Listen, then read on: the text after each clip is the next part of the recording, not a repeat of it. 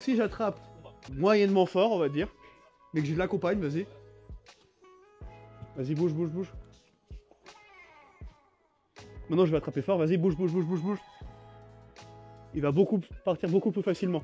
Il est en split squat, il a passé mon pied. Si j'avais le pied à la hanche ou sous l'aisselle, ok, le crochet de l'arrière-ami, ça serait une bonne position pour moi. Et son objectif à lui, du coup, c'est de venir relever mon pied, de venir mettre la pression. S'il met la pression là, en réalité, c'est une très bonne position pour lui, ce qu'on appelle de l'inside camping. Ok, il est à l'intérieur, inside, et du camping, c'est-à-dire qu'il va être ici, m'écraser pour me fatiguer. Plus il va rester là, plus le combat va durer, plus ça va me fatiguer, et plus ma garde va devenir facile à être passée pour lui. Donc moi, j'ai tout intérêt à pas chercher à attaquer ici, et à respecter les étapes du combat. C'est-à-dire à chercher à le repousser, et à recomposer une garde complète pour éviter de me faire écraser. D'accord? Donc je vais venir frame avec mes mains, c'est-à-dire je vais venir avec mon avant-bras ici, pousser avec mes deux mains, et quand je pousse, je vais pas pousser dans l'axe. Ok, je peux commencer à pousser dans l'axe, mais si je pousse trop dans l'axe, ça va être aussi fatigant pour mes bras. Effectivement, il y a tout ce qui est pop pass aussi. Vas-y, tu sais faire. Ok, dans l'idée, je pousse dans l'axe pour aller un peu sur le côté, vous avez vu? Là, ça retire un peu de pression. Vas-y, pèse vers moi. Je pousse de face et un peu sur le côté. De là, j'ai besoin de sortir cette jambe. Mais souvent, vous avez vu, sortir ma jambe du dessous, si, ça va être un peu compliqué s'il la pince avec sa fesse ici. Donc je vais venir envoyer mon genou vers le ciel, sortir mon pied, mettre mes deux pieds à la hanche, contrôler le poignet. Vas-y, reste un petit peu, pression. Et là, j'ai une garde complète. Ok, on recommence. Donc mon partenaire a décidé d'engager pour le split squat. Il enlève mon pied, il met la pression. Et là, c'est la merde pour moi. Ok, si je reste là, plus je reste là, plus ça va être compliqué pour moi dans le combat, plus ça va être fatigant pour moi. Et plus mes skills vont se dégrader au fur et à mesure du temps par la fatigue. Donc là, j'ai besoin de frame avec mes mains, c'est-à-dire le repousser. C'est dans là que c'est un peu sur le côté. Et de là, de sortir ma jambe dessous. Pour ça, mon genou va faire comme un knee lever. Il va venir vers le ciel pour sortir. Je mets le pied à la hanche, ok. Et le deuxième pied à la hanche. De là, tout en one sur le bras. Et là, j'ai une garde complète. Ok. Même s'il met la pression ici, il va retomber dans un triangle, soit avoir après. Ok. Ou une autre attaque. Ok, donc il vient ici, il met la pression, il pèse vers moi, vers mon épaule, vous avez vu? Je viens pousser avec mes deux mains, ici. Je peux pas repasser ce pied, sinon il va revenir l'enlever, remettre la pression. Donc là, je suis trop en retard, j'ai besoin de sortir ma jambe du dessous. Ok, s'il est un peu plus droit ici, je pourrais venir passer cette jambe-là et venir travailler à mon tour. Mais là, il met trop de pression, donc j'ai besoin de sortir ma jambe du dessous. J'ai plus que ça à faire. Pour ça, je dois me le repousser. Genou vers le ciel, je passe mon pied à la hanche, et je contrôle la bras. Est-ce qu'on est bon? Donc là, il met trop la pression, ça sert plus à rien de repummel ma jambe du dessus. Il faut que je vienne sortir ma jambe du dessous pour recomposer une garde complète, pour ensuite potentiellement reprendre une reverse de l'arriva ou autre. Donc là, première chose, ce que vous oubliez des fois, c'est de venir pousser avec les mains ici, vous avez vu? Parce que là, juste la jambe, ça peut être un peu compliqué. Je pousse, je viens ici. De là, je peux aussi venir, si ça m'attrape ma cheville, l'enlever. Là, j'envoie le genou vers le ciel, pied à la hanche, pied à la hanche. De là, maintenant, en général, il va mettre la pression et être vachement vers l'avant. Donc là, ça va être le moment de prendre le triangle. Ok, on va d'abord voir la mécanique de finition du triangle. Donc mon pied qui est à la hanche du côté du bras que j'ai capturé au two on one, c'est les deux mains sur le poignet. Il reste. De là, mon pied va venir à côté de son oreille, ponter et ramener la jambe. J'attrape le tibia et je ferme. De là, on va mettre sur les genoux, c'est un peu plus agréable pour toi. On va pas venir finaliser le triangle comme la plupart des gens font. En réalité, c'est pas la manière la plus forte de faire. Elle est correcte, elle marche, mais c'est pas la meilleure. Personnellement, j'ai fini beaucoup de triangles comme ça, alors que c'est pas ce que actuellement, c'est vraiment pas ce que je recherche. Et si personne tape là-dessus, je suis pas satisfait parce que pour moi, j'ai pas fait tous les bons détails pour avoir un bon triangle. Donc je vais m'expliquer. Première chose, comme d'habitude, il faut que l'épaule elle soit cachée là. Si je vois son épaule, je peux le faire taper, mais ça va être un peu plus dur. Donc pour ça, pour m'ajuster, il y a plusieurs manières, mais il faut que je le garde près de moi. Donc je vais attraper le tibia et je veux pas, en tout cas, je vous recommande pas de mettre le pied au sol. Sinon, il peut venir balance ta jambe droite. Voilà, s'extirper et glisser avec la sueur. Donc je préfère mettre le pied à la hanche. Le pied à la hanche. Ici, c'est un peu moins mobile pour moi, un peu moins agréable. Mais mon genou est serré à son épaule. Donc c'est un peu plus compliqué pour lui, je me désaxe. Une fois que je me désaxe, je ne vais pas venir fermer comme ceci. Je vais faire en sorte que mon genou, il regarde mon autre genou, vous avez vu? De là, normalement, je peux déjà le faire taper. Si j'ai un bon triangle. Évidemment, en combat, il sera trop fort, il va se redresser. Mais c'est-à-dire que si vous voulez voir si vous avez un bon triangle, mon genou là, il n'a pas fermé. Je vais ramener le genou contre le genou ici et ponter. Et là, ça va le faire taper.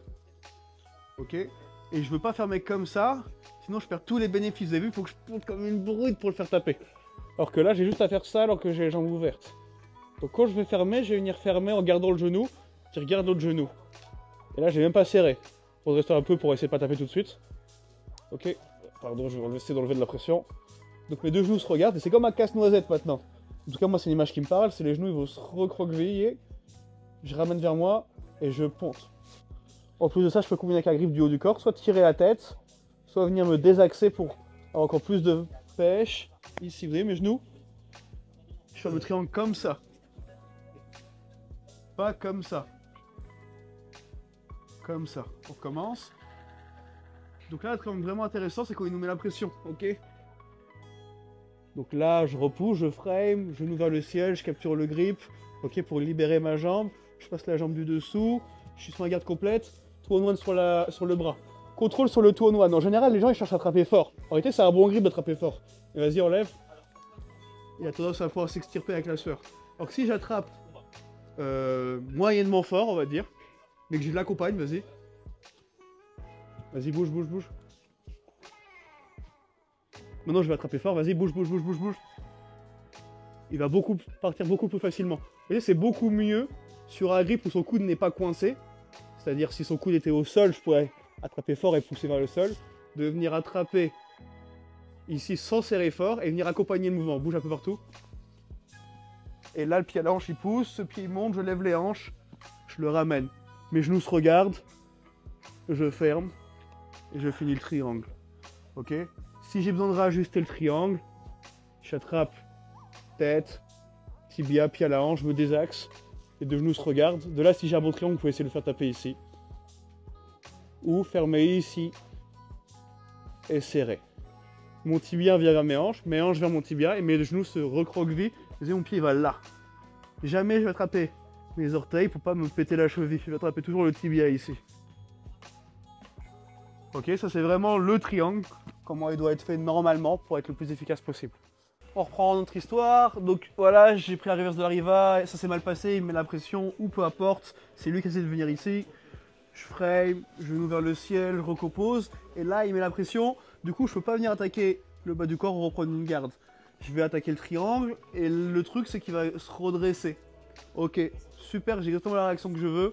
Ça me réouvre les jambes. Donc il y aurait pas mal de choses à faire. Ok, moi ma position préférée ça serait de rattaquer là avec les gardes. Mais nous on va rester sur la position de la semaine dernière. La reverse de la Riva. Donc il s'est redressé pour éviter le triangle. Je mets mon pied à la hanche. Mon crochet arrive au niveau du milieu de la cuisse. Et je viens ramener ici en sorte que son genou soit comme un knee cut. Ok, ce pied pousse, je ramène cette jambe ici. Et de là, j'ai ma reverse de la Riva. Donc là, c'est plus un split squat pour lui. Enfin, c'est plus une position en pression pour lui, mais c'est une bonne position pour moi pour travailler parce que j'ai ce pied à la hanche cette fois. Ok, s'il enlève ce pied à la hanche, vous vous souvenez, je vais le ramener le genou à la poitrine, comme ma jambe pour le repasser à chaque fois. Ok, je vais vraiment le garder, ou encore mieux, venir le passer au niveau du creux de l'aisselle ici. Une bonne reverse de la Riva, je dois toujours avoir la capacité de soit le repousser, soit s'il met la pression, vas-y mets la pression, le charger. Très bien. Donc une fois que j'ai créé un espace, c'est exactement de là qu'on va continuer. Une fois que j'ai créé un espace, soit en poussant un peu, soit en venant le charger, je vais pouvoir spin à l'intérieur et faire mon Kiss of the Dragon. Pour ça, soit je tire la main au talon, soit plus simple, je viens chercher ici avec le coude à l'intérieur, pousser avec ma main au niveau du creux de l'aisselle ou de la cuisse, selon la hauteur, genou à la poitrine, je reste bien groupé et je tourne à l'intérieur. De là, j'ai mon Kiss of the Dragon. Maintenant, on est sur notre crab ride, vous vous souvenez. Mon genou va à l'extérieur, je tire, mon pied à l'extérieur, je tire. Et là, pour remonter, je vais venir, pas faire un crunch de face, remonter un peu sur le côté, lâcher à côté, venir avec le creux de mon coude, capturer sa hanche. Ok. De là, ma main va venir au sol et je vais mettre du poids à côté pour remonter. Moi, j'aime bien remonter du côté de la jambe qui est à l'extérieur. Pourquoi? Parce que je vais remonter directement avec un crochet. Je remonte, je ramène à moi ici, et normalement je rentre ici. Quand je rentre avec ce crochet, je ne veux pas juste rentrer le crochet. Je veux vraiment rentrer ma jambe loin. Ok, loin ici. Pour un vrai contrôle sur lui. Pec côte plate et je vais attraper ici au moins un underhook. Mon deuxième pied, si je n'arrive pas à rentrer le crochet directement, je vais venir crocheter la cheville ici et ponter. Et là j'ai un bon contrôle. Reste fort. Je sais que c'est pas évident. Et là j'ai un bon contrôle, vous avez vu. Ça va être facile pour moi de le renverser ou de venir rentrer le deuxième pied.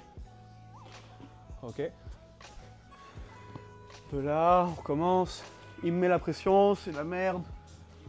Je frame, genou vers le ciel. La jambe dessous, je la sors. J'essaie le triangle, il se redresse. Je remets mon pied à la hanche. Pied mi-cuisse, je le ramène à moi. Cette main contre le talon, cette main repousse ici. Ok. Je crée un petit espace. Je rentre ma main à l'intérieur. Genou à la poitrine. Ma main pousse son aisselle. Je tourne à l'intérieur. Je passe derrière. Je suis sur mon crab-ride. Mon genou va à l'extérieur. Je tire. Mon pied va à l'extérieur. Je tire. Je viens sur un côté remonter et venir avec le creux du coude attraper sa hanche. Main au sol, je mets du poids sur un côté. Je rentre le crochet, je vais chercher loin que ce pied. Je crochette ici, talon contre omoplate, un underhook. Ok. Et là, je vais pouvoir venir le reverser, rentrer le crochet. On commence, donc ça, c'est ce qu'on a vu la semaine dernière. Ok. On fait un petit récap et all mix avec le thème de la semaine. Ok. Donc, il met la pression. Je frame, genou vers le ciel. Je sors la jambe du dessous. Le triangle, il se redresse. Reviens. J'essaie le triangle, il se redresse. Pied à la hanche. Je l'attrape mi-cuisse. Je ramène à moi. Je pousse avec cette jambe. De là, je scoop à l'intérieur. Là, je viens chercher avec mon creux du coude. Je pousse ici ou ici. Genou à la poitrine. Je passe dessous. Mes genoux vers l'extérieur. Je tire avec mes mains. Je pousse avec mon tibia et ma cuisse. Je viens avec le creux du coude, main au sol, poids sur un côté. Je remonte. Je renforce mon crochet. Je crochette avec ce pied. Talon contre omoplate, un underhook. Et je travaille sur la prise de dos. On est bon? Ok, donc ça c'est exactement la séquence qu'on a travaillé pendant 2 semaines. Ok. Il m'écrase. Je frame le genou. La garde triangle il se redresse.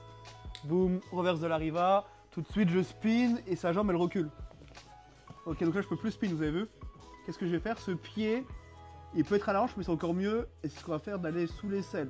Je pousse sous l'aisselle, il a reculé cette jambe, il me donne l'angle. Je me laisse partir, je me rassois. Et je reviens sur mon single leg. Donc là, très important. Chacune de mes mains a un rôle important. Première main, la main qui est au sol. Elle me permet d'établir ma posture. Elle me redresser pour éviter de me faire pousser vers le sol. Si ma tête est basse, il va me repousser trop facilement. D'accord? Donc ma main, elle pousse fort dans le sol. Et deuxième chose, elle me permet de rester face à lui, dans l'angle. Moi, mon objectif, c'est d'être vraiment le plus possible derrière. S'il remet sa rotule de face, il a gagné. Donc cette main me permet, vas-y, essayer de mettre la rotule de face, de garder cet angle. Ma deuxième main, elle va venir rentrer son genou intérieur pour faciliter tout ce travail-là et m'aider à garder l'angle et que ça soit beaucoup plus dur pour lui de revenir de face. Vas-y. Je garde ma structure, ma main au sol, pousse dans le sol et je rentre ce genou. De là, je veux être droit et ce pied est au sol. Je ne vais pas mettre mon genou au sol. Si je mets mon genou au sol, ça va être trop dur de me relever. Je vois trop qu'il faut cette erreur-là. Mon pied au sol. De là, il y a beaucoup de manières de se relever selon la situation. Mais le mieux, c'est de se relever s'il ne réagit pas spécialement, ça va être de se relever en avançant pour avoir le plus de contact avec lui. Donc je vais pousser dans ma main, pousser dans mon pied, avancer, remonter et venir sur mon single leg. Là, vous vous souvenez, plusieurs options pour le ramener au sol, mais l'important c'est d'avoir un bon single leg. Pour ça, le grip, main poignée ou main contre main, sans mettre mes doigts, je vais venir tirer à mes pecs. Comme un soulevé de terre, je m'incline et mon épaule elle rentre, ma tête elle pousse ici contre sa poitrine. Je ne vais pas serrer les jambes. Ok. Au contraire, je vais pouvoir être mobile. Pourquoi? Tant que je bouge, il est concentré sur le fait de se rééquilibrer et non pas de défendre. Mais s'il est statique, il n'a plus qu'à penser à défendre et à s'organiser pour. Donc là, je vais serrer mes genoux pour pas qu'il navigue et je me déplace et je tire mes mains au pec et je reste droit. De là, je vais venir faire mon amener au sol classique. Ma jambe droite va venir sur le côté. Ma jambe gauche fait un arc de cercle. Je vais venir fléchir, écraser mon épaule gauche vers mon genou gauche. De là, c'est pas fini. Quand je tombe, je vais venir tomber en tripode, over-under. Ma droite sous sa fesse, ma gauche ici à sa fesse, de l'autre sens. De là, j'inverse mes hanches, je tourne, je fais des pas du côté de sa jambe libre, je pousse avec ma jambe gauche, j'essuie-glace avec ma jambe droite, je passe. On recommence. Donc il est en train de m'écraser, on prend l'enchaînement complet. Je frame avec mes mains, genou vers le ciel, je recompose. Il est vers l'avant, j'essaye le triangle, il se redresse. Reverse de l'arriva, je spin, il recule cette jambe, vraiment tourne là, vas-y. Voilà, là il me donne l'angle, il empêche le Kisozo Dragon, il me donne l'angle. Je pousse sous l'aisselle et là je vais me laisser partir le plus possible derrière lui. Vous avez vu vraiment, mon épaule est contre son ischio. Donc cette main droite qui est au sol, elle reste fort au sol. Cette main gauche, elle rentre son genou et je me redresse, le pied est au sol. S'il tourne, je vais tourner avec lui, dans le sens, sinon Et là, je remonte en poussant vers lui. Ok, si je remonte en reculant, s'il n'a pas la réaction de peser vers moi, ça va être trop dur, il va s'échapper. Donc je vais venir pousser dans ma jambe, pousser dans ma main et remonter. Attraper le plus haut possible et tirer à mes pecs, ici tout de suite le grip. Je me déplace, dos droit, pas sur le côté, arc de cercle, je fléchis, j'écrase mon épaule gauche vers mon genou gauche. Mon épaule écrase les côtes de Faris, je scoop, over-under, je fais des petits pas, essuie-glace.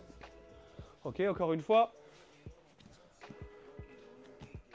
Il m'écrase, comment recomposer, ma main est devant, genou vers le ciel, je recompose, triangle, il se redresse, reverse de l'arrivage, je spin, je pousse sous l'aisselle, je remonte, je vais le plus possible, loin derrière, je pèse, il revient face à moi, je pousse, je récupère sa jambe, je ramène au sol. Est-ce qu'on est bon?